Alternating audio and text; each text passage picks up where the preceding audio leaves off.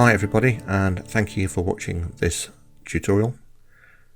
Following on from the last one where we made this quite simple letter document with some basic formatting changes, what we're going to do in this tutorial is build on that by making a much longer document and by using more of the features and functions and buttons under the Home and the Insert tabs of the ribbon. So the first thing we need to do is, moving on from the last tutorial, is get rid of our letter here. So I'm just going to leave that there in the background. I'm just going to start a new document. So I'm going to go to File, and New. And I'm going to choose Blank Document. I'm just going to zoom in on my document here slightly. There we go. And I'm going to insert some random text into here. Now you can do this as well. What you need to do is, just where your cursor is, type the equal sign and then rand and open the brackets, and I'm going to type 125 and then a comma and then 4 and close the brackets. What this will do is it will create 125 paragraphs in the document, each of them with 4 sentences. And rather than doing the template Latin text as we saw in an earlier tutorial, this is actually going to create some text in somewhat English. It's some random text that Word generates, sort of tutorial based words around how to do stuff in Word itself. So you just press enter and Word's created the text. And you can see down here in the bottom left, it now says page 13 of 13. It's created many pages of text. When you do this, you'll see this text repeats itself quite a lot. And that's fine for our purposes, because what we're going to do is just use this to play with formatting and options and things like that. So don't worry that it repeats itself over and over and over again. That's absolutely fine. We don't really worry about that. You may notice when you do this for the first time that down here in the bottom left, the page number doesn't change for a few moments. That's fine. It's a bit of a buglet. But once you've scrolled up and down a couple of times or started making some changes, that should catch up with where you are. So we now have all of our text in the document, and we want to start making this look much more like a professional article in some ways. Now, depending on your screen, you may want to change the way you view this first of all. When I have a long document and I'm on quite a large screen, what I like to do is to change the view by going to the View item here, click View, and then click Multiple Pages. And you'll see here what it does for me is it's spread all my pages over the background so I can see more of the document in one go. Now I can do that because I'm using quite a large monitor. You might find that a bit intimidating at first. You might not have a monitor that, when doing so, makes this readable. So it's really your choice. I'm going to put this back to one page now. Scroll in. Okay, and I'm going to go right to the top of my document. And I'm going back to the Home tab. Now, if we're putting a document together, maybe it's a long essay, it's an article you're writing about your favourite composer or piece of art or coastal town or whatever it happens to be, you're going to want to start breaking this down into headings and titles and making it look a bit more professional. So what I'm going to do first of all is put a single return line in there and scroll back up to the top and type something like video title of document. Okay, so I'm going to make this the title of my document. I'm going to highlight this, and you'll see here in your styles options you've got different literally styles you can use. And I'm going to click on title, and you can see Word automatically changes all the formatting for that there, and that's fine. I want to move that down a little bit further there, so I'm going to hit another return and another return to put some spacing in.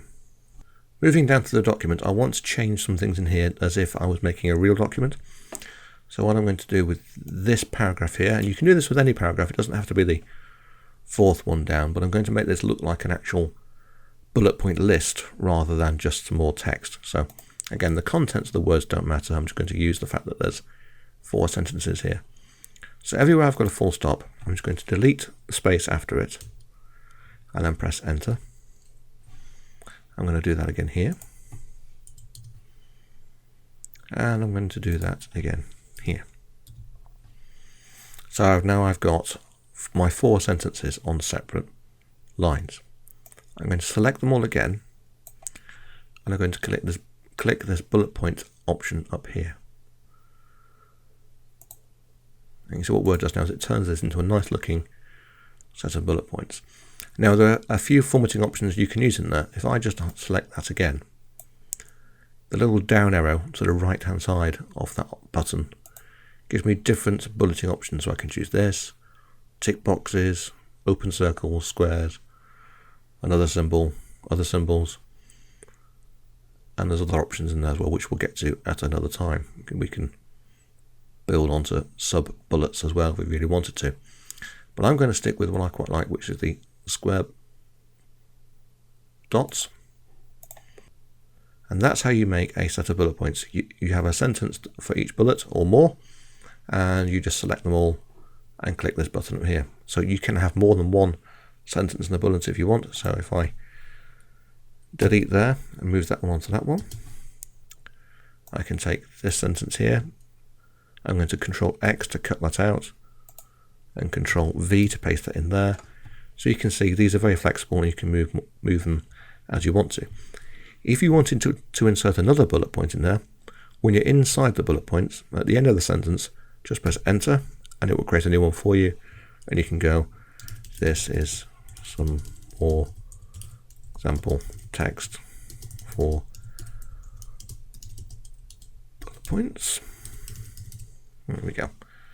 And so on, you can do more and more. If you do another enter, it will delete what you've done. It assumes you want to then go back to the paragraph style. If you do that by accident, don't worry. Just press backspace to take you back to where you were. And if you want the bullet point in there, press enter again, and you're back to creating a new one. So more example text. So that's bullet points. An alternative to bullet points is you might want these as numbers, and that's fine. You don't have to undo what you've done here. You can just change it over. So again, I can select the text here, and instead of using bullet points, I don't have to take this back to nothing. I can do that and then choose numbers here. Or, whilst I'm on bullet points, I can just change this to number mode, and that's fine. And again, if you look in the right hand side of that button, there's a little down arrow, and you've got different formatting options for how you want these to look. You can make them numbers, you can make them Roman numerals, lowercase, etc. I'm going to stick with numbers for now.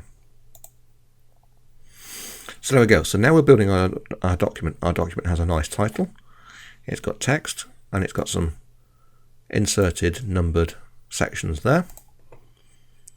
What I now want to do is change the actual formatting of these paragraphs. I want them to be justified to be even on both sides of the margin. So I'm going to do a Control and A. And this will select all the text in the document.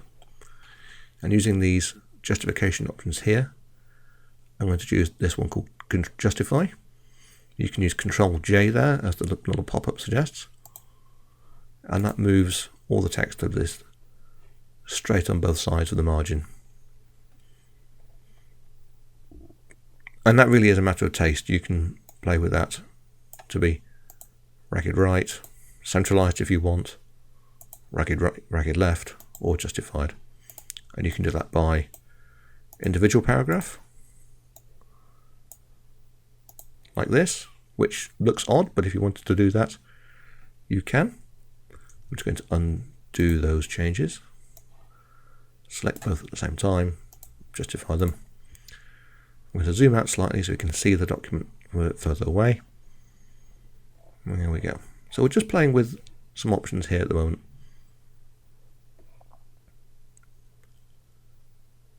What I want to do now, just to build on how to make our documents look and feel a bit better, is I'm going to insert a picture into the document.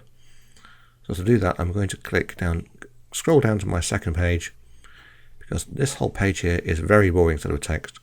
And actually, before I do that, I want to move these paragraphs around, which you can follow along with because obviously when we've done this random text, every paragraph is almost the same length, and we want to make it look a bit more natural than that. So to do that, I'm going to put my cursor at the end of this paragraph and press delete once. That'll make me a nice longer paragraph there. I'm going to select those sentences and delete them. And I'm going to select that sentence and delete it. Now you can follow along exactly here. It doesn't matter. It's just I'm just breaking down the example text so it looks a bit more natural. I might take that sentence out there, and I'm going to make that a big paragraph. And this doesn't matter. I'm not changing any more than that. It's just to give you a feel that you can play with this text how you feel. You don't have to follow exactly along here. It's just my preference. So yes, let's now insert a picture or two. So I'll go to Insert, and we've got a few options here. I've got pictures, or online pictures, or shapes. I'm going to choose online pictures. And what Word will now do, it lets me search online for images I want to do. So this text, the example text here, since we're talking a bit about video and things like that, so I'm going to search for the word video. You may get this warning here about search results are images licensed under Creative Commons. That's fine. I'm just going to click the Show All Web Results button. And there we go, we've got some images here we can use. Now again, for the purposes of what we're doing here, it doesn't matter which picture I choose, but I'm going to go with, what have we got here? Let's go with that one. Insert. So it downloads it and drops it straight into the document. Now you can see what that does is it really messes up our text layout, and that's fine because we can play with that. What you can do first of all is take your mouse and put it over the image, and you see the icon changes to those 4 arrows. It means we can move it around. So if I click and hold down my mouse button, I can now not really drag this around the page, but I can. It doesn't do it live, but you can see where the cursor goes, you could move the image to. And the problem we've got here is that the text doesn't really flow around the image properly. So what I'm going to do here is right click it and go to the wrap text options. Now in here we've got some more things to make it look a bit better. At the moment it's in line with text, and the nice thing here is you get the live preview that we saw in the last tutorial when we're looking at font sizes and colors and things like that. So in line with text literally drops it into the text and pushes the text around it in quite a haphazard and quite ugly fashion. Square brings the text around it a bit more nicely. It means you can drop it in the middle of a paragraph, that kind of thing. Tight literally brings it tighter. Through means the text runs behind it, which doesn't look good. Top and bottom is a bit similar to in line with text. Behind text means it actually sits behind, so you can have the text in front of the image. That makes the text difficult to read unless it was a very dark image and you changed the font color to white. The things you have to remember then is that whenever you moved anything or added a carriage return anywhere further above, you're going to have to come back and check all these, so that's not necessarily a good idea unless it's something you particularly want to do. In front of text is the opposite to that. I'm going to go with square. And by choosing square, what that means is I can now drag this around a bit more naturally, as you might expect, and put it where I want it. So I'm going to put it there. And that looks quite good. And in here, I'm going to insert another picture. So I'm going to click there, click Insert, click Online Pictures. And now I'm going to choose Word. And we've got the Word icons here. Yes, show me the web results. Let's take that icon now. Let's take that one. Insert that. So the other thing you can do here, of course, is you can resize them. You don't have to take the image the size it's appeared. So the box around the image enables you to do this. You can squash it by dragging that handle. These little circles on the edge of the box are called handles. And here enables you to rotate it. So I can click on that, hold down, and then move my mouse, and it lets me rotate the image around. I can squeeze it that way, and all sorts.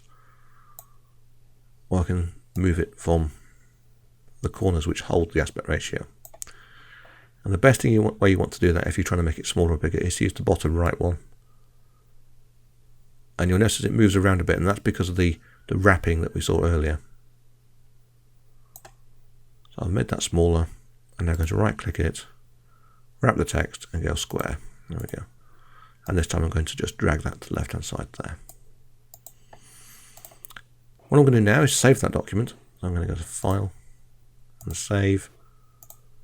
I'm going to call that first large document. And you want to be saving your document as you go along with this, because we're going to be building on this document as we go along through the next 2 or 3 tutorials. So what I want to do now is start to build on this a bit more by putting some subheaders in, and by that I mean little subtitles through the document that break it up a bit, and to give some context to the sections of the document you're talking about. Now later on we'll get to do that through a more automated way, but I want to do this manually first of all, so you get to feel sort of, pardon the expression, the pain of doing it, because it gets quite manual and long-winded, and then when we get to the automated way you'll find that's a lot easier and you'll never go back to doing that again. So for the purpose of this example, I'm just going to take the first sentence of a couple of paragraphs and I'm going to highlight them and make them bold and maybe increase the point size slightly. And as we saw in the last tutorial, I can then take that formatting and apply it elsewhere. So let's say here I want that to be my next subtitle. So I'm going to make that a separate paragraph. I'm going to highlight my subtitle here, click on Format Painter, and then paint that over there. And you can see already how this nicely starts to break up our document into something much more readable. I'm going to do the same here.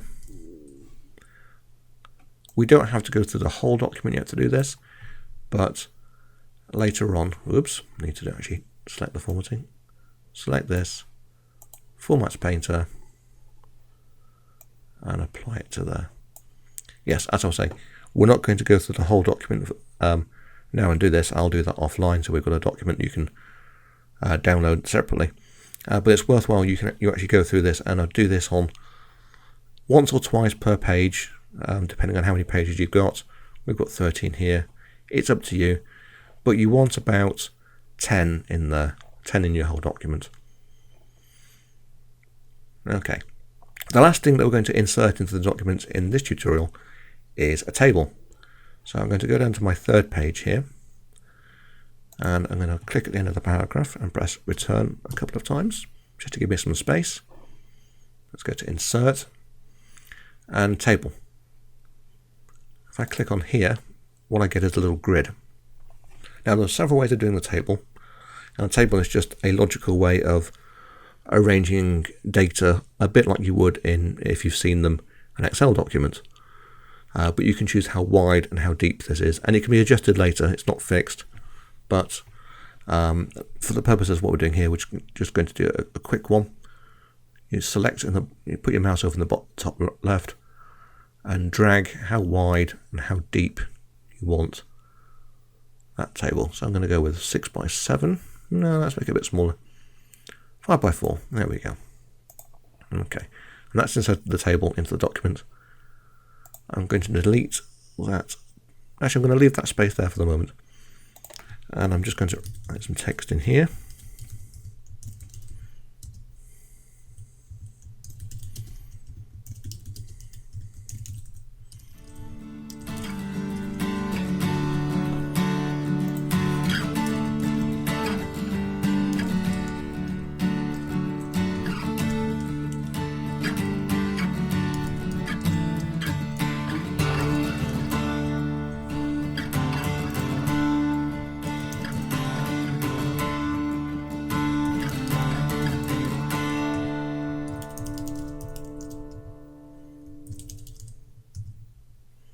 And whilst I'm doing that, I should just point out you can skip from cell to cell of the table by just pressing the Tab key.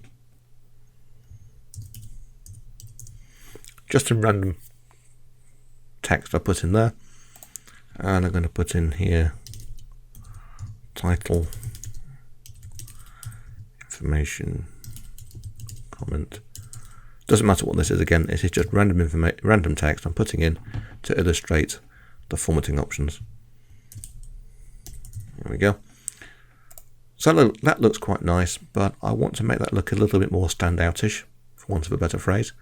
So I'm now going to select by dragging over the top row. I'm going to right click.